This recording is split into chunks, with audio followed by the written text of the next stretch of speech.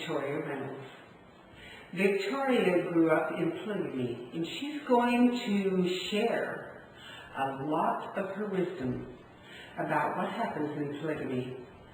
Victoria, I'd like you to tell us about some of the extreme discrepancies that make polygamy binding, not as a religion, but as a weight holding women down and enslaving them, holding children down, and the effect it has on men as well. Okay. Well, for me, yeah. I mean, when I really, there was a magazine, of course. I told you it was a magazine that mysteriously showed up on my doorstep when I was 4 years old. Right. And we weren't supposed to have access to the outside world. For some reason, I remember going outside, and on the back porch was a box full of clothes that somebody donated to us. Yeah. And in the bottom of the box was a magazine. Ah, that's how you found it. Yeah. It was an accident. It was an accident. Or not. Yeah. But for some reason there was a magazine, and I remember so excited, and I ran outside with this magazine and flipping through the pages, and my heart got so excited because I never felt happy. I'd never seen anyone happy. All the women I knew looked unhappy, and they were always screaming at their kids. Literally every woman I knew just screamed at their kids. And my mom didn't, but my mom also didn't say more than 5 words in her entire life. I think because she was so afraid of my dad, she just didn't say anything. Right. I remember looking at this magazine and thinking, someday when I grow up, I want to be like those women. Right. And that always stuck in the back of my head. So that wasn't necessarily a glimpse of the outside world. What it did is it showed me what I didn't want to be. Right. I had no idea what I wanted to be when I grew up. People ask me now when I do counseling with other women, what did you want to be when you grew up, when you were a kid? Because as a child, we knew innately what our gifts were and what our propensities were, even if they were hidden from us, even we were lied about them, they were still there. So I had no idea what I wanted to be. I just knew what I didn't want to be. Right. I didn't know any women who had jobs. I didn't know any women who had businesses. I didn't know any women who worked outside the home. I didn't know any women who didn't have a bazillion kids. But I knew what I didn't want to be. And you didn't know any women who had choices. And I didn't know any women who had choices, but I did know that. Right. But, we were raised with this belief of everybody has free will choice. But that's not really true. But nobody really had any. And I specifically remember hearing things about, you're too strong-willed, your will needs to be broken, you need to be broken. Like, my religion insisted that I needed to be broken. And now finally, at 40-something years old, I'm finally getting fixed. My religion did a very effective job of breaking me. Right. And one of the other terms that I bring up a lot is how, as women and as little girls, we needed to be broken, and we needed to be groomed, and we needed to be bridled. And I'm not a big fan of the whole bride and groom thing, because it really is about grooming and bridling women for ownership. Although, I'm obviously very happily married. I've been with my husband for 20 years, but nobody walked me down the aisle except for me. Right. Because nobody owned me and nobody was giving me away. Right. And I was not hiding my face behind the veil. So, but the whole marriage thing was created purely about the ownership of women. Okay. Well, from my own experience, polygamy is really, really harmful to women in so many ways. Obviously, it affects our dignity. It affects our self-esteem. It affects our ability to genuinely understand, give and express love. It affects our ability to receive love. And it creates a competition between women, which is completely the opposite of how women operate. And so, for example, we've been sold on this belief, humanity's been sold on this belief that in order to be happy, in order to find success, you have to compete with each other. And polygamy actually creates an environment where women are in competition with each other. And when women compete with each other, we're actually disempowered. And then the natural way of being for women is collaboration. freedom, really being free to collaborate with each other and collaborate with creative ideas and expressing our creativity. So when we put that in, when we put women in polygamy, it actually creates an environment of competition and disempowers all of the women in the relationship. Things we no longer can be ourselves. The other thing that polygamy does for women is that it prevents women from really opening up their hearts and really allowing them to love their husband.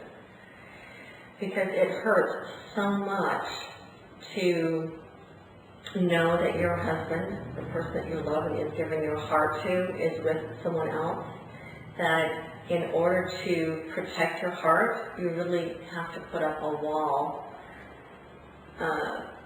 so that your heart from even being broken. So you have to pretend that it doesn't hurt and develop such a hard shell around your heart that what I've seen in a lot of women in polygamy, for starters, they don't love themselves because they're taught that they can't. It's evil to love yourself, which is completely ludicrous. Now that I know what love really is. To care about oneself is ludicrous. vain and bad. Yeah, you can't even look in the mirror at yourself.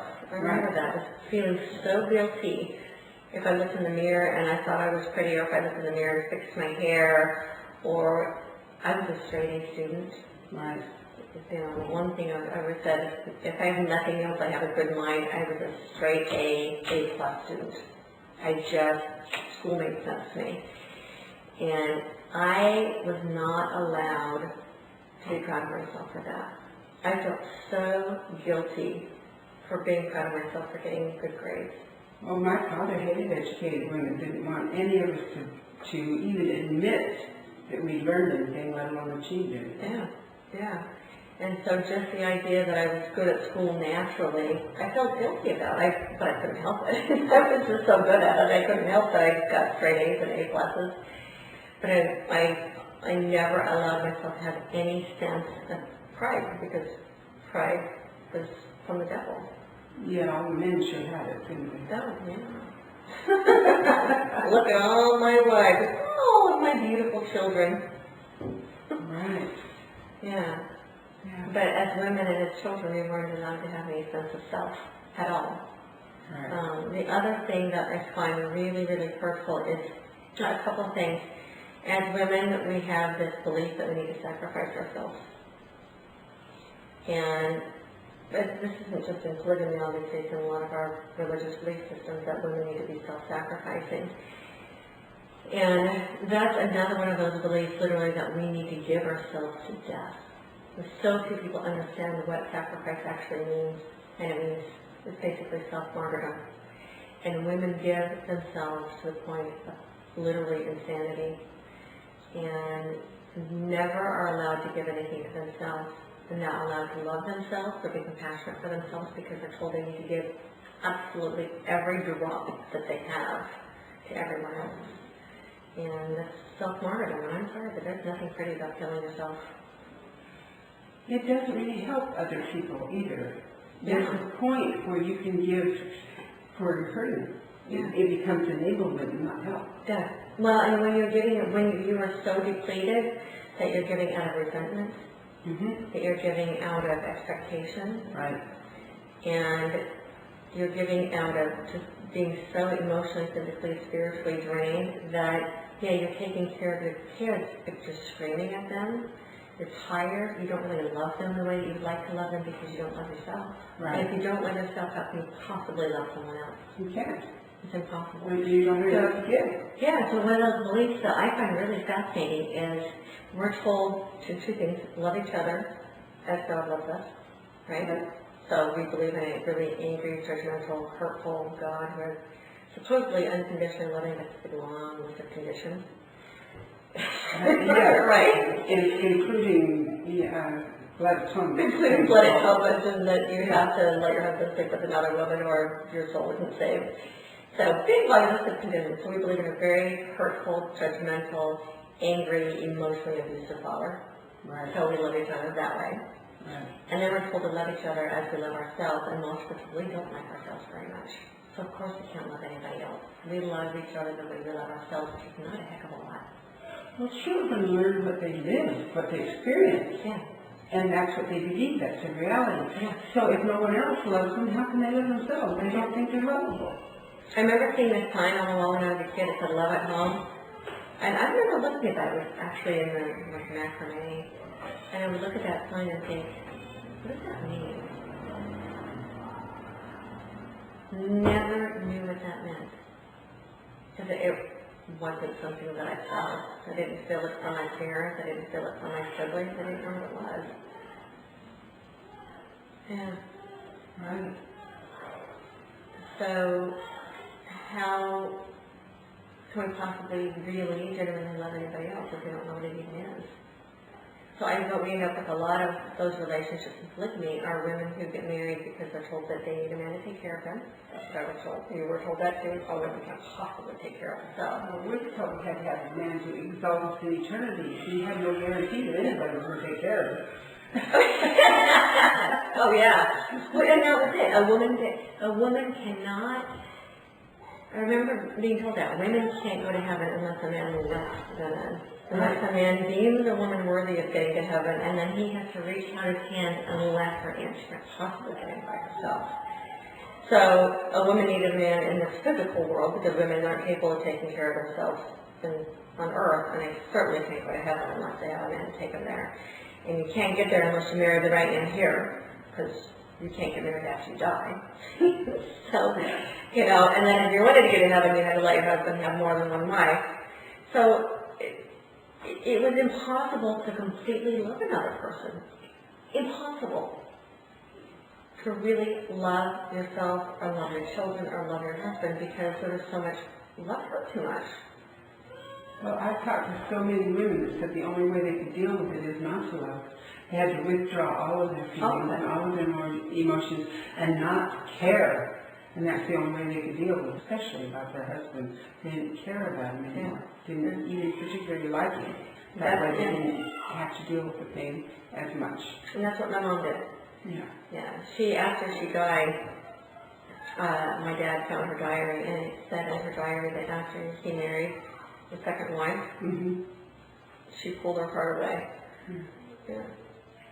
And she gave it to God. Right. Which I find fascinating. So she pulled her heart away from her husband and gave all of her love to God. And God had told her she was to do this, and that suffering was good for her. Which is just irrational. Yeah. Who's totally... If God told her to jump off a cliff, would you jump off a cliff? Yeah. You know? Yeah. Yeah, I guess actually they would. Yeah. So, you know, my husband told me to kill you, no. God told me yes. Yeah. If it was our God, the God of our childhood, I understand that. Because he was so mean, if you didn't, he'd push you off the cliff. Or hire somebody to come and push you off the cliff. Exactly. Yeah. Exactly. But with a God like that, where's the choice? Well, and how can you love a God like that? That's what I'm baffled by. A God who is so mean and so judgmental and so angry, and then you give your heart to that? Right. Again, how can you possibly, you obviously don't love yourself. Right. Right. If that's the level of love you think you're worthy of. Well, you've got to have no self-esteem at all. You've got to think you're scum and worthless and grovel for time and all eternity to be pulled into the kingdom of heaven by a man who has 100,000 other women who may or may not forget you. It's just so funny. I mean, to me, it's hysterical now when I think about it. I mean, yes, it's very hurtful what women have gone through here, but at the same time, the idea that a man he must have to have thousands upon thousands of wives in order to have enough children to keep our planet, to feed an entire planet. Right. That's one of the things that really got to me as well, is watching what my mom went through when my dad got another wife and how much it devastated her. It just literally ripped her heart out. Was going and learning some of this indoctrination about how men become gods and planets and that whole thing, and thinking, that really doesn't sound to me like my way of heaven. No, and you know, it's interesting. I might actually prefer to be a servant if they don't spend eternity making babies. It's interesting that you should say that, because I came to the same conclusion. I discovered that heaven where I grew up, was exactly the same as here on earth, except you got to wear a little crown while you were doing all this work and having all these babies, and call yourself a goddess. No, we didn't get that. I never even heard the word goddess. Ah, No, we got to be married to a god, but we were God's consort. oh, I see.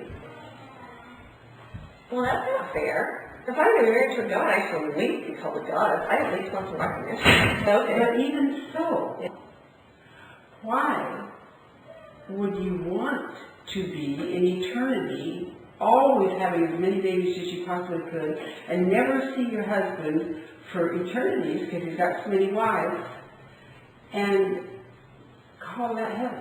Yeah. Why bother? Right. If that's heaven, I don't want to go. That's not heaven. That's not heaven. We're going off for the rest of eternity. I don't think so. Right. It might be heaven for the man, Yeah. but that's hell for the women. Yeah. But for some reason, we desperately needed to go there. You know, and we were all... Or be damned at the time of eternity. Yeah. And be destroyed in the flesh. We were being destroyed in the flesh, 1 inch at a time. Indeed we were. Yeah. And it wasn't heaven. Yeah. It was hell. Well, and now. And yet, these men, there's not a one of them that would for 1 second stood in a woman's shoes and tolerated what they expected us to tolerate. Yeah.